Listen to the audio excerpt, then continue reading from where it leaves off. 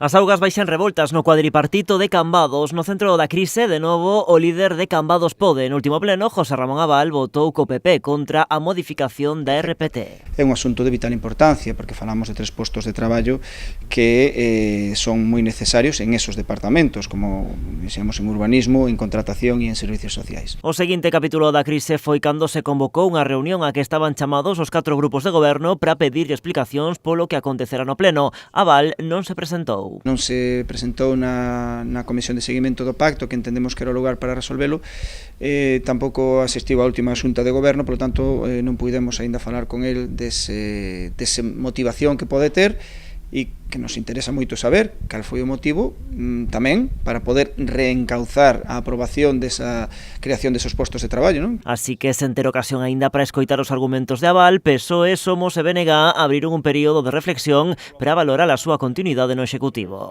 De momento non temos ningunha determinación tomada, valoramos moitas posibilidades e valoramos distintas formas de reorganización e cando sexa o momento pois xa o diremos, non? Cando teñamos a decisión tomada xa diremos cal é esa decisión. Eu creo que non podemos apostar por unha ou outra liña, nin tampouco adiantar acontecementos. Creo que temos que reflexionar con serenidade e pensar non no mellor para nós individualmente, sino no mellor para o pobo de Cambados. O alcalde tamén aproveita para cargar contra o PP o seu cambio de actitude con respecto a José Ramón Abal. Facía a comparativa de Feijóo con Puigdemont, pois é moi similar ao de Sabela con José Ramón Abal, non? É o demo, é o responsable de todos os males, mentras non vote con ela. Si vota con ela, entón xa a situación é diferente. Samuel Lago non descarta incluso que o líder de Cambados Pode acabe apoiando unha hipotética moción de censura do PP. Non descarto nada, quer decir, pero non temos temor de ningún tipo porque, ben, se eles deciden chegar a ese acordo, pois están no seu dereito de facelo, non?